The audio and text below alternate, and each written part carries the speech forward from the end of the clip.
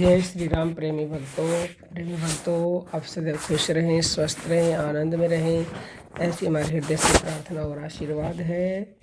देखिए, जीवन में दुख सुख आते जाते रहते हैं। जब दुख आता है तो व्यक्ति बहुत ज़्यादा निराश हताश हो जाता है और वो बहुत बहुत जो है परेशान हो जाता है। तो भगवान कहते हैं अर्जुन से कि हे अर्जुन, तू मुझ में मन वाला हो, मेरा भक्त बन, मेरा पूजन करने वाला हो और मुझको प्रणाम कर। ऐसा करने से तू मुझको ही प्राप्त होगा और मैं तुझे सब दुखों से, सब चिंताओं से मुक्त कर दूंगा, क्योंकि तू मेरा अत्यंत प्रिय है। देखिए, भगवान का अत्यंत प्रिय वही होता है जो भगवान को मन दे देता है। तो मुझ में मन वाला हो, ऐसा भगवान ने कहा है। लेकिन हम क्या करते हैं, मन भगवान को नहीं देते हैं। यदि हम अपना मन भगवान को दे दें और तन संसार को दे दें तो भगवान हमारे सभी दुखों को दूर कर देंगे। वो हमें संभाल लेंगे, वो हमें गोद में उठा लेंगे। तो आप मन भगवान को दे दो। अब आप कहोगे मन तो कोई देने की चीज़ तो है नहीं, मन भगवान को हम कैसे दें? तो देखिए, हमारे शरीर में हमारी सबसे बेशकीमती वस्तु है हमारी सांस। हमारी श्वास चल रही है तो हम जीवित हैं। जिस पल ये श्वास रुक गई उस पल हमारी कोई वैल्यू नहीं रहती है।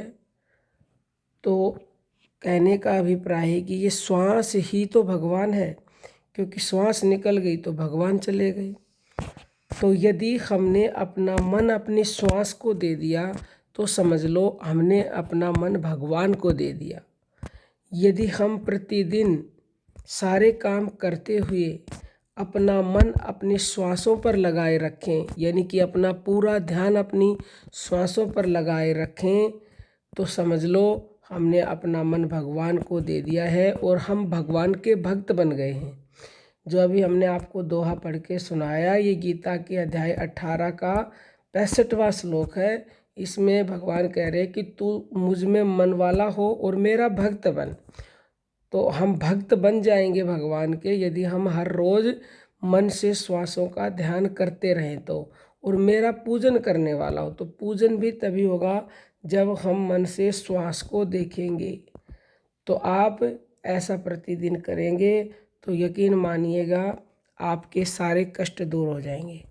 एक तो देखो इसका ये लॉजिक हमने समझा, और दूसरा लॉजिक ये है कि हमारे संतों ने ये प्रैक्टिकल करके कहा है कि श्वासों के भजन से ही हमारा प्रारब्ध कर्म कटता है, और प्रारब्ध कर्म कटेगा तो दुख अपने आप दूर हो जाएंगे। माला सांसों सांस की, फेरे कोई निज दास, और 84 भरमे नहीं, और कटे कर्म की फांस।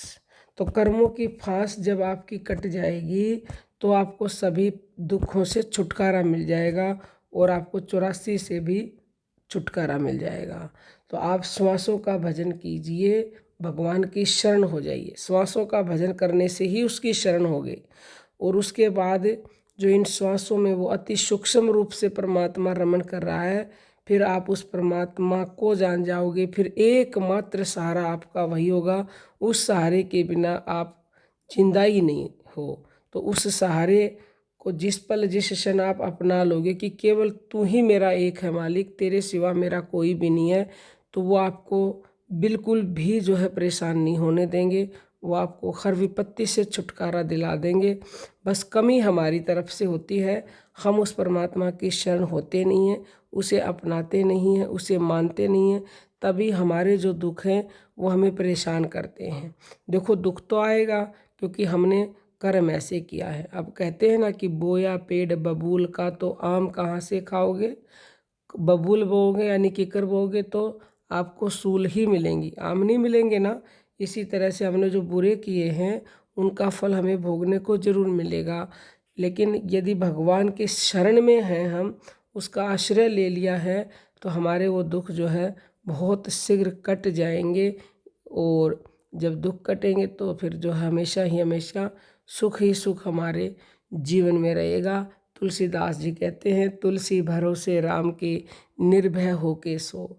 राम का भरोसा कर लो और निर्भय होके सो जाओ। किसी प्रकार की आपको चिंता करने की आवश्यकता नहीं है। और स्थूल रूप से ये श्वास ही राम है। राम को आपने देखा थोड़ी है। तो श्वास को राम समझ करके इन श्वासों का ध्यान कीजिए और हर समस्या से निर्भय हो जाओगे, मुक्त हो जाओगे। कोई भी चिंता आपको सता नहीं सकेगी। उम्मीद करते हैं इस वीडियो से आप लाभ जरूर उठाएंगे। और इसी के साथ हम अपनी वाणी को विराम देते हैं। जय जय श्री राम।